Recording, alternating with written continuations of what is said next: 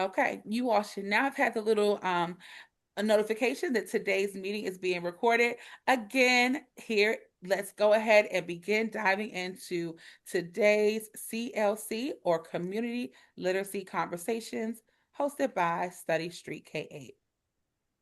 All right, literacy friends, while you all are here, a big question is what is Study Street K8? Some of you who've been joining us over the course of the year, and this being our second year for hosting a full season of CLCs, this is one of Study Street K8's initiatives that is a part of our Literacy Enrichment Academic Advocacy Company. Yes, say that 10 times quickly.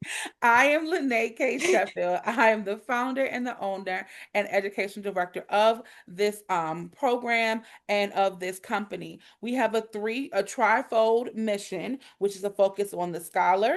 That means anywhere from kindergarten to eighth grade, and it is beginning to expand families and communities as well as literacy leaders in order to be a part of the literacy success that really truly impacts the lifelong legacy of literacy that's sown, cultivated, maintained, and perpetuated in today's generations and generations to come. Our company is definitely founded on with a purpose and a family and faith foundation. One of the leading really verses that really helps ground and roots the work and this the programs that we do is from found in Proverbs 16:9 that a man's heart plans his course, but the Lord directs his steps.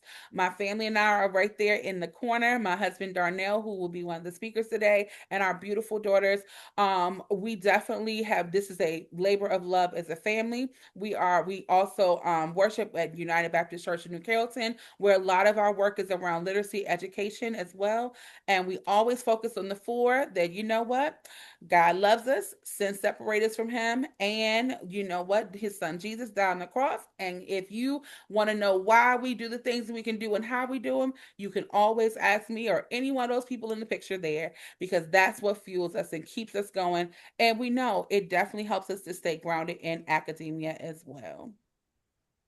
That is what we believe. And why host a community literacy conversation? There are four very strategic reasons why we landed on hosting CLCs or community literacy conversation. One, to raise awareness, educating community members and ourselves about the importance of literacy and the impact on the societal development as well as personal development. Gathering diverse perspectives. You heard our faith, you heard our foundations, but we know that there is a diverse perspective and we can respectfully have conversations around that, having this open dialogue with various stakeholders so that we can continue to gain a comprehensive understanding of literacy impacts and comprehension as a whole. Building partnerships. We want to foster collaboration. We want to build together because we know literacy, whether it is through digital, math, reading, writing, whatever it is the foundation of propelling our society forward. And then finally, continuing to promote a culture of literacy, encouraging community wide focus on reading literacy development and sharing best practices and celebrating success stories. And you all are part of that today. Without further ado, we want to dive into what this beautiful lady here on our screen is going to share with us today. I had the privilege over 2 years ago to meet and become fast friends with this beautiful woman, Dr. Euwanna Hurd. She is going to share a little bit more about herself, but she has been a professor at Bowie State University. She is a licensed clinical nurse, and she'll share even more about that.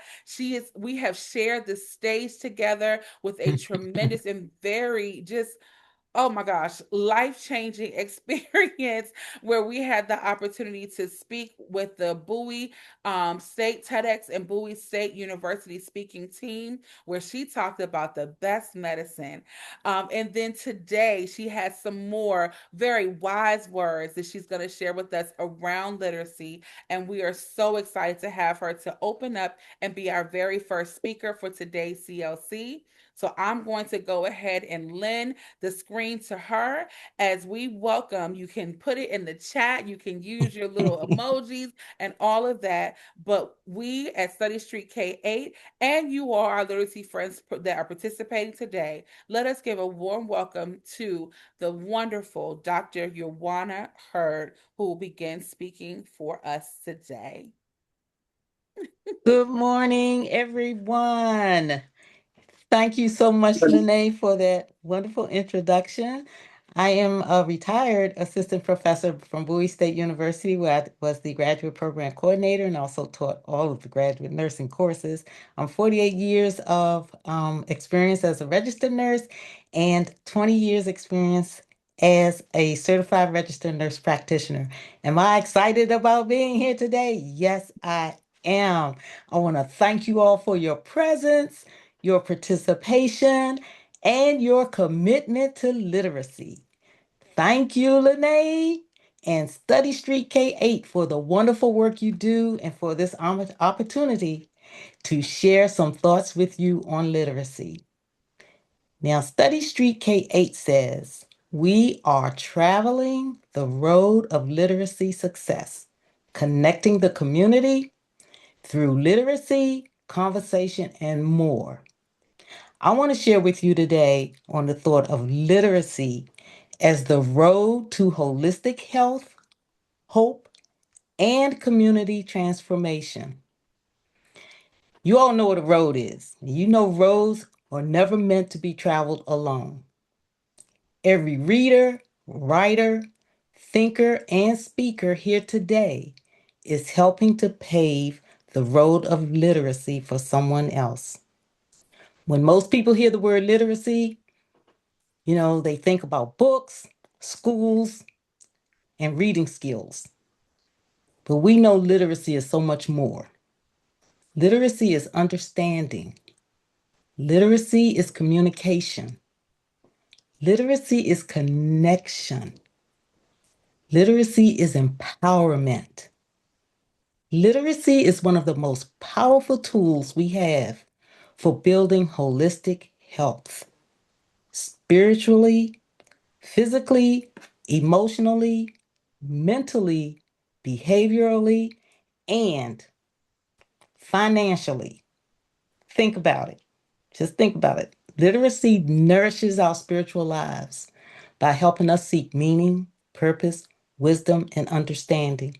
Literacy helps us understand health information and helps us make informed decisions about our bodies. It gives us language for our emotions when we are struggling, grieving, celebrating, or healing. It strengthens our mental well being by teaching us how to think critically, how to evaluate information, and navigate an increasingly complex world. Literacy supports behavioral health by helping us recognize our thoughts, helps us to express our feelings, helps us build healthy relationships, and we know when to seek help when we need it. And literacy also empowers us through financial health. Now, I know oftentimes most often we don't think about financial health or literacy being a part of our financial growth. I know we've all heard the term that your health is your wealth. And health encompasses all of the things that I've mentioned with spiritual health, physical health, your mental health, behavioral health. But we often don't think about how finances really play a part in helping us maintain a healthy lifestyle and also plan for our future. So, financial literacy helps us understand how to earn, save, spend, invest, and plan for the future. It helps us make informed decisions about budgeting, credit, debt, housing, education, and retirement. Financial challenges can create stress, anxiety, uncertainty, and barriers to opportunity. However, when people understand financial concepts and have access to accurate information, They are better equipped to make choices that support stability and long term well being, which definitely impacts our community. Sometimes healing begins with a conversation. Sometimes hope begins with a story. Sometimes transformation begins with finding the words we never knew we needed. Literacy gives us those words. Research reminds us that literacy may contribute to healthier aging and stronger cognitive function throughout life. Every book read, every journal written, every meaningful discussion shared, every new idea explored. Each one helps strengthen the brain's capacity to learn, adapt, and remain resilient. Literacy is not just an exercise for the mind, it is nourishment for the whole person. And that matters. Why? Because of the challenges our communities face today. We require more than information. We require understanding, empathy, critical thinking, healthy minds, and healthy relationships. Literacy requires people who can read beyond the headlines, think beyond assumptions, write beyond limitations, and speak beyond fear. We need literacy. As I look around in this room, this screen, I see readers. I see people who seek understanding. I see writers, people who preserve stories and give voices to ideas. I see thinkers, people who imagine possibilities and solve problems. And I see speakers, people who inspire action and encourage change. Most importantly, we're all community builders because every thriving community is built by people willing to learn, share, listen, and grow together. Our young people are watching us.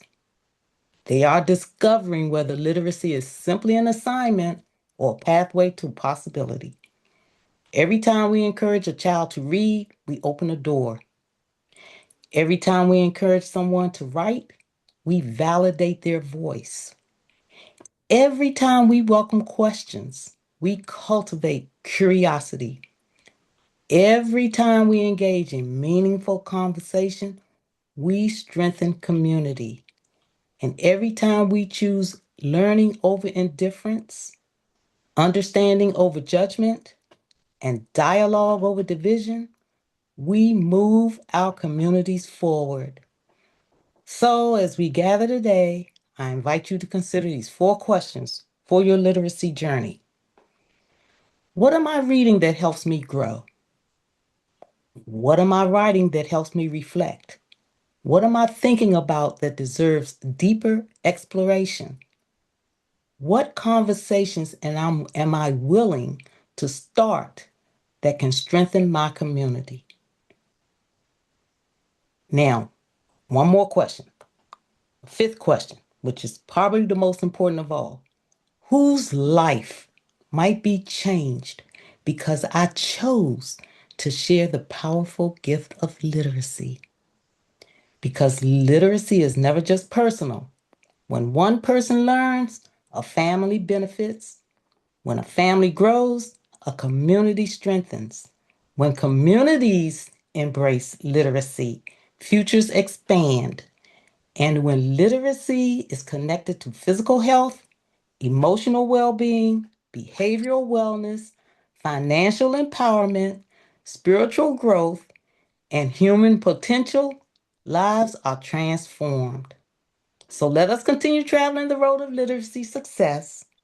Let us continue connecting our communities through literacy, conversation, and more. Let us continue building a future where readers, writers, thinkers, and speakers thrive spiritually, physically, emotionally, mentally, behaviorally, and financially. Thank you for your time. Thank you for listening. And may your literacy journey continue to inspire, empower, and transform the world around you. Yes. Thank you. Thank you. Oh my goodness. Look at the love pouring in, Dr. Amen. Hurd. Oh, thank you. Thank you. Thank you. Thank you. Thank you. Oh, let me go back and get, oh my goodness. You truly dropped some nuggets for us, Dr. Hurd. Okay. I saw some pens going and I had to take a brief pause. And yes, this is going to be recorded. My sixth grade reading teacher is on here and it just, I got to stop. Yes, this is yes. I'm just telling you, this is Pastor Doctor. Whatever she was, Miss J. She was not Miss J. She was Miss D because we had Miss J and Miss D Johnson, and my heart just yes. Please open your mic. I'm a pause. Welcome, welcome, welcome, Miss D. God bless you, Lene. Good morning to everyone. God bless you, Dr. Hurd. You have certainly established a foundation for this journey. Lene, I am so godly proud of you. I tell you, I believe as a pastor and an educator, there is no more noble calling or profession than that of the educator. Mm, Certainly, as you have shared with us this morning, Dr. Hurd, literacy brings about holistic quality of life. And so, Lene, I'm just thrilled to be with you. Certainly, you today are the fruit of my labor. God bless you. I am so godly proud of you and Darnell. Thank you, Mom Karen, who made yes. sure that even when your link closed out this morning, she sent out a final opportunity to join. So God bless you. I am so godly proud of you. I look forward to being a part of this journey after today.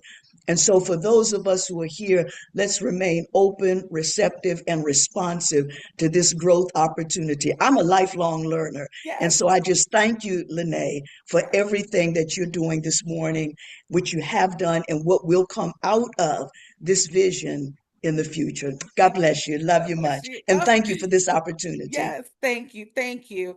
Oh my goodness. Y'all, this is beyond, beyond, beyond. So thank you so much. Thank you so much, Ms. D. Thank you so much, Dr. Hurd, for really just kicking off the conversation. I mean, I have my notes. We're gonna keep going. And I'm telling you, without further ado, we're getting ready to just jump into the next treat of our conversation today. So we've heard from Dr. Hurd. I hope you really drop down some nuggets because I know if I'm leaving charge even just from this next step. But I have the privilege and the honor to now introduce our second keynote speaker for today's conversation. This is a wonderful, lovely lady that I have had the honor to work with now for 3 years, 3 school years with at our school. We're both Prince George's County educators, but we know that our work is so much bigger than just the schoolhouse. So I have the honor to introduce Miss Jacqueline McDonald, who is an educator with Prince George's County Schools. She also is an author. She's a poet, and she has shared her expertise in writing and sharing her stories through her books, both in the schoolhouse, and now she's partnering with Study Street K8 today to share in our celebration. She has a few different projects and books available. One of her highlighted books is a collection of poetry that I have had the opportunity and the pleasure of reading through, A Woman Wrench, which is available directly through the author, Miss McDonald. And all of this information will be shared with all of the participants at the closure of our conversation with the follow-up email. But she has her collection of poetry. She also has some other information that has been, I believe, definitely spotlighted, and she's going to share some more about that. Her poems that have been shared internationally. And without further ado, I'm going to go ahead and pause and turn the stage over to Miss Jacqueline McDonald, educator, poet, and author. Let's give her a warm welcome as she continues our conversation today from her perspective and lens on literacy. Yes. Hello, everyone. Thank you so much for being here today. We know you had options for your beautiful Saturday, but you chose to spend it with us. For that, I'm grateful. Thank you. My name is Jacqueline McDonald. I was introduced as an educator, author, and poet. I'm also a lifelong learner.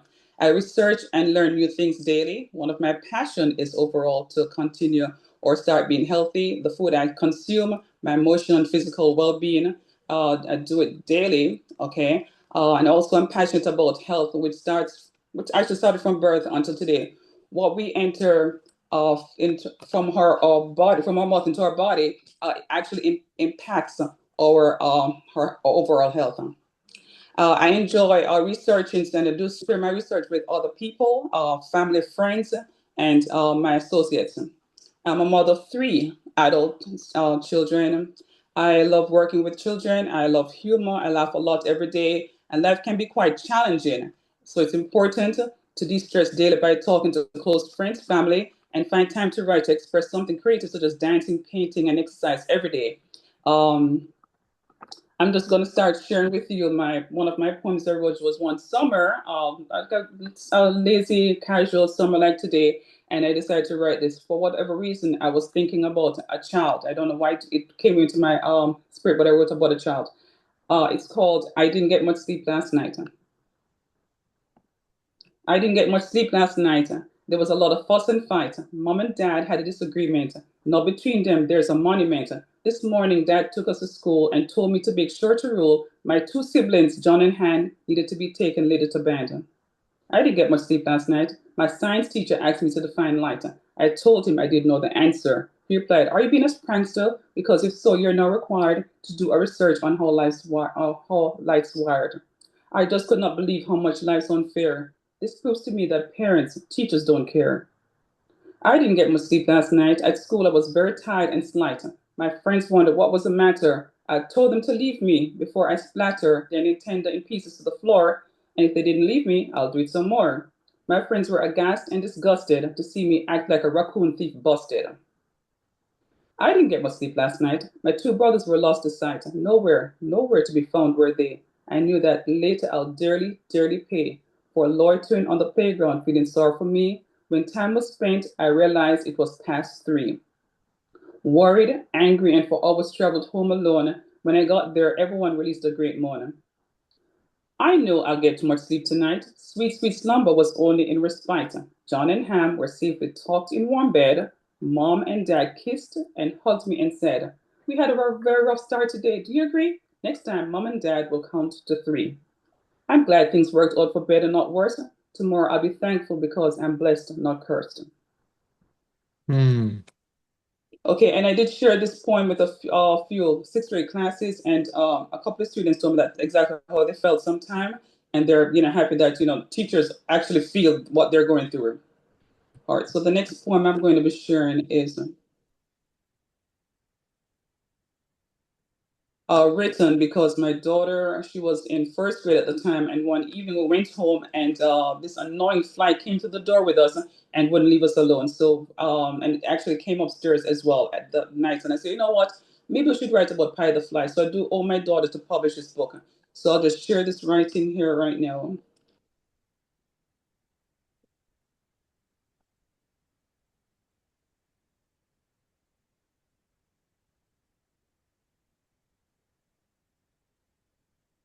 Okay, so it's in parts. I have different pages. I'm sorry about that. Let's do this. Okay, here we go. Pie the Fly. Pie the Fly flew high. Pie circled the table and sighed. Pie said, "I wish I could have a taste of that scrumptious pie. Let me make haste so that I won't be made into paste. Many eyes are watching me. Many want me to go. You see, no one likes Pie the Fly. Everyone wants me to die. But I see Trixie, the doggy. I see Chatty, the catty, curl like a patty. I see Birdie perch on the limb of a tree. It's fine for them to stay, and it's cool for me to play. I like food and drink too. Swooping, swirling, Pie aims for the target. Pie smiled because it was like a market. I will have a feast of food to savor and be full. Pieces of pie, chicken, and cake I will pull. Here it goes. I'll go so fast they won't see me. They'll be too busy to catch me. You'll see. Wait, wait, wait. That looks like a long, long spot. Tell me, what are you going to do with that?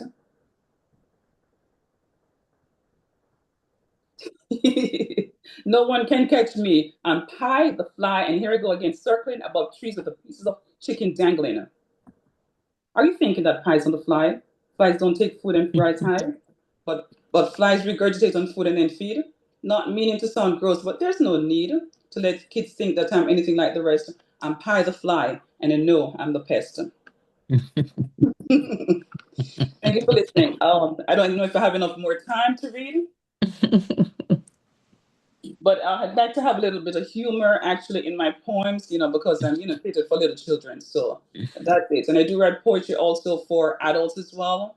And like Miss Sheffield said, we actually have poems in a book called Whispered, The Whispering.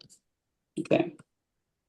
So Thank I'm, you so no, yes, thank you, Miss you're McDonald. welcome. I'm so happy. No, no, really, we thank you for sending. And I know I still have you spotlighted here. Because two, you have, like you said, your first poem was definitely one with the conversation around the child who really had their concerns that as a teacher, you said you had that whole like that empathetic really draw to really write it and knowing that yes, our students go through challenging things, but how Hmm. you expressed it in writing and that being able to put it out there, they were able to kind of cope through that. But then the complete opposite, so you had this opposing emotion of just humor of the fly and the pie. So can you just briefly just talk to us about how have you utilized writing really with your students in order to kind of cope through the different varying emotions and just making that connectivity with your students too? Okay, so some mornings I make it as a part of all right activities. So sometimes we come in the morning and kids, I know some of them are sad, so they come in, they look pretty sad, right? And they'll ask, what was your weekend like? How do you spend it? Sometimes they share their weekend experiences. Sometimes they haven't done all right activity. My weekend was great because, or my weekend was not great because. And if they wanted to share a lot in the class, they could do that. And sometimes when they did that, they felt so much better or they realize that other people, other students had the same, not so pleasant weekend. So writing is really inspirational part of, learning. And it had actually helped me when I was growing. When I had down moments, there was something else that I'd written right, but for whatever reason it didn't publish because I had, technical difficulties with the system this morning. But there was something I actually started writing when I got in my diary at age 13. I remember that day specifically, February 13th. I won't tell you what year, but I wrote in my diary, dear God, guess what? I actually got baptized today. If God didn't actually know that I did that. But from that time onward, whenever I had any feelings of when I was down and out or I was distressed, and I did mention before to the smaller group that my daughter had died. So this actually writing actually helped me to get over it. It's a healing process. It helped me to get over, the situation or to deal with the situation, not really get over because you never get over that. Yeah.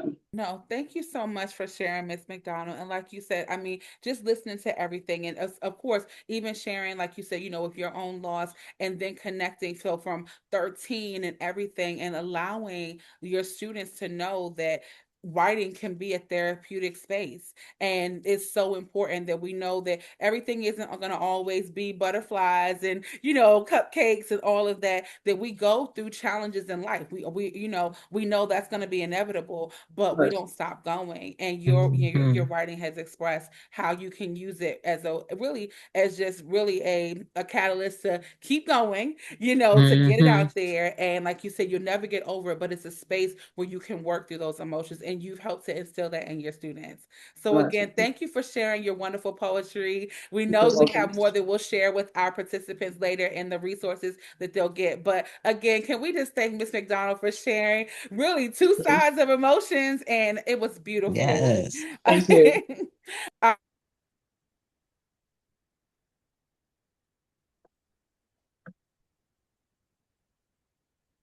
Uh-oh. I muted myself. Thank you. Okay. Because my look, hey, and my last speaker, we are a team. He was over here saying, "Wait a minute, Lene, you muted yourself." So, without further ado, I am going to thank you again, Miss McDonald, for your You're welcome. wonderful words. My pleasure. Thank you. Yes, we're going to move into our third and our final speaker for today's celebration.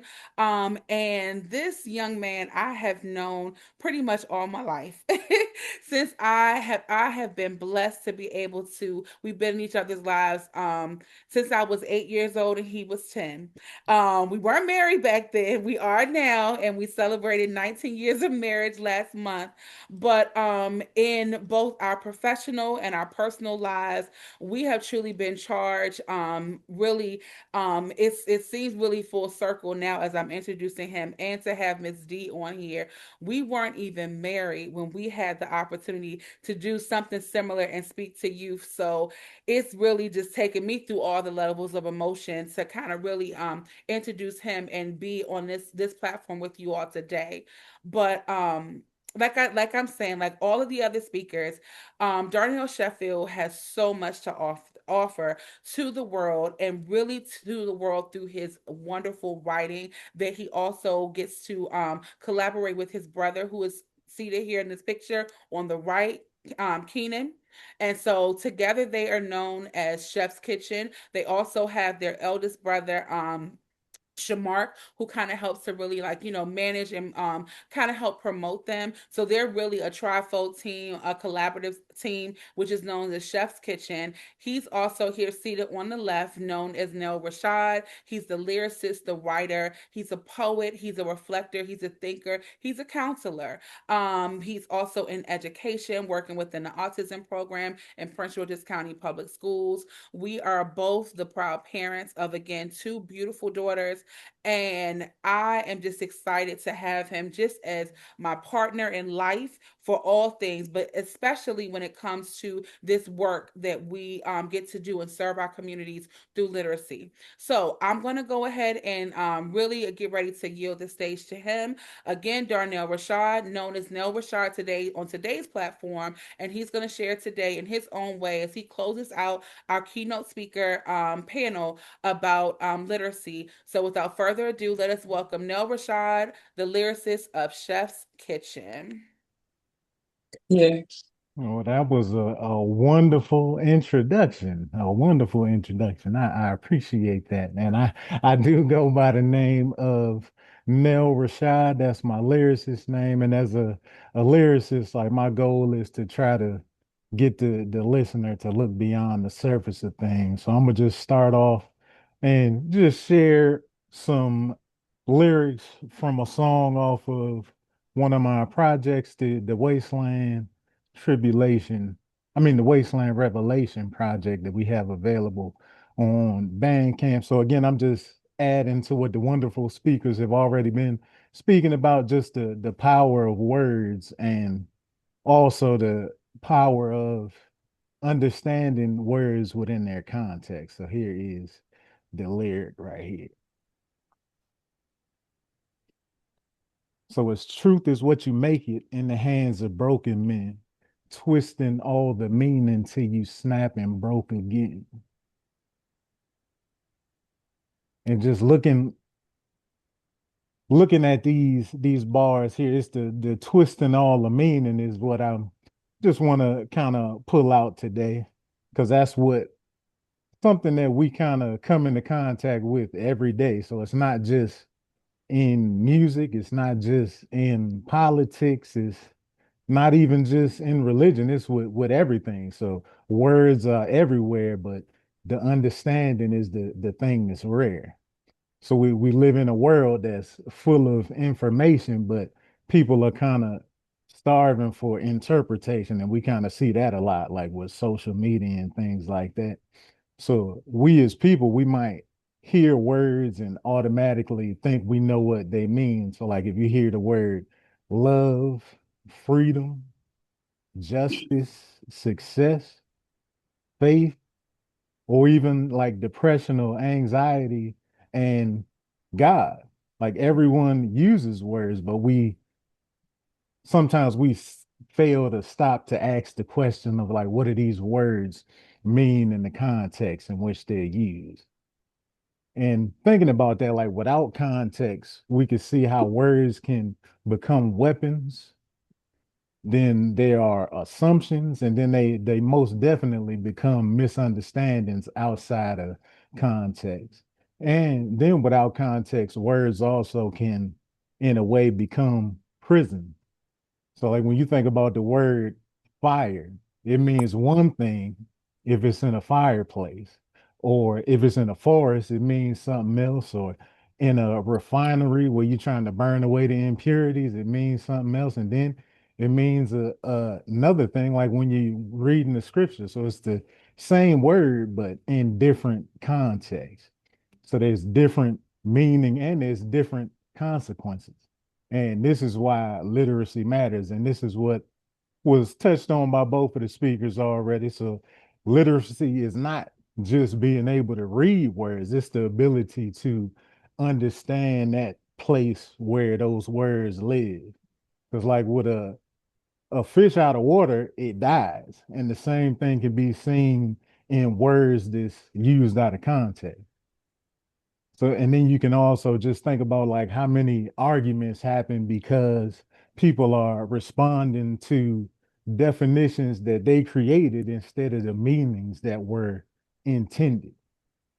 So, like somebody might say, "Oh, I need space." So, one person might hear rejection, another person might hear self-care, and then another person they might hear abandonment. So, it's the same words, but again, it's just different context and a different reality from where those words come from.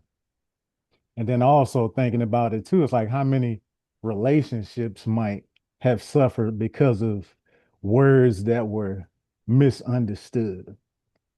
And then you can even like extrapolate that into like how many families or communities or churches or even countries have been divided because of misunderstanding.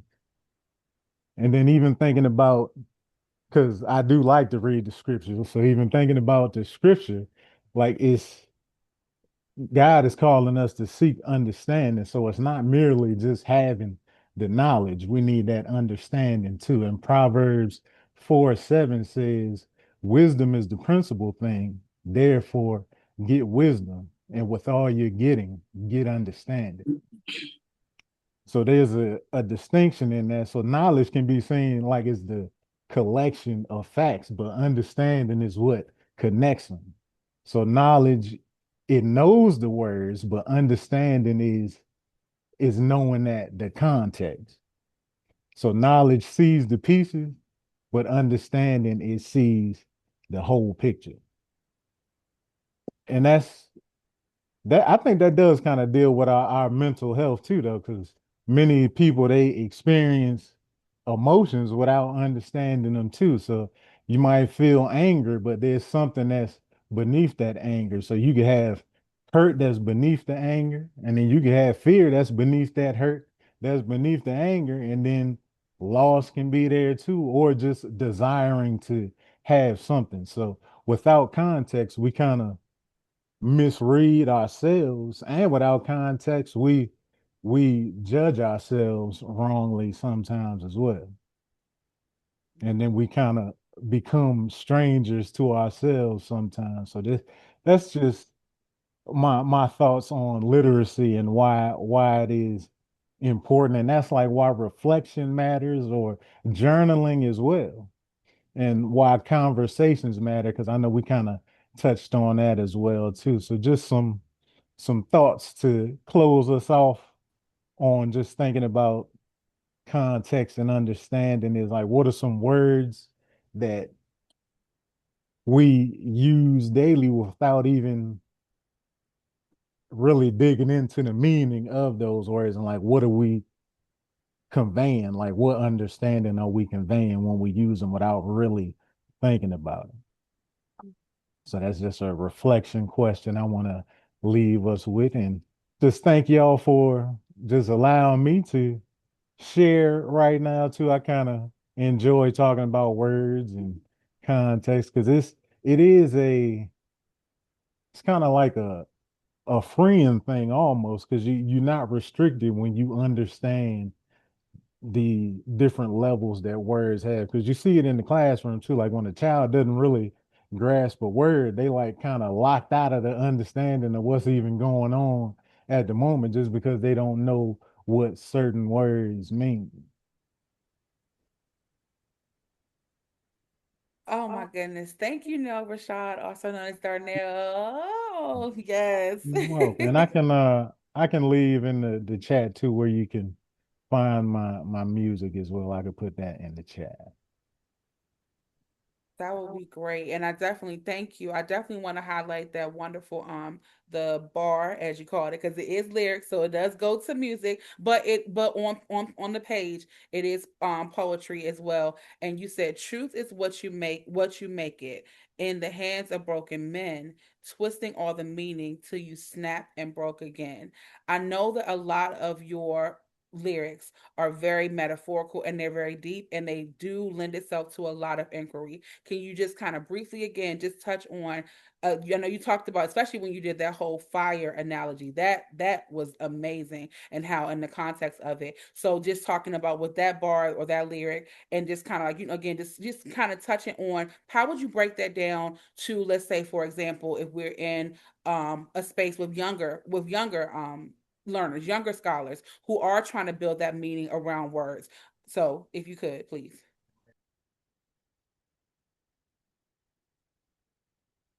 It'd be kind of hard to try to break it down to that level, but we as people, we are all broken because we are created flawed, and then we handle information in a way that we think is true.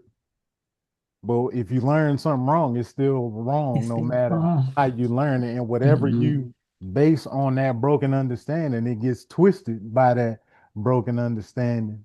And then you just snap and then you back in the same position. Like if it was a so it's different ways you can think about it. And that's why I like to write like this too, because it's different ways that you can read into it. And with Mm-hmm. this being broken, and like you said, the snapping part, what is maybe one way, and maybe if you like, how can literacy lend a way to kind of really mend those ills that we have? Like, I know you're talking about using the words in conversation, but what is maybe one takeaway that we could then apply within our community, with the youth or within families, and how literacy can then help support really building that healing process?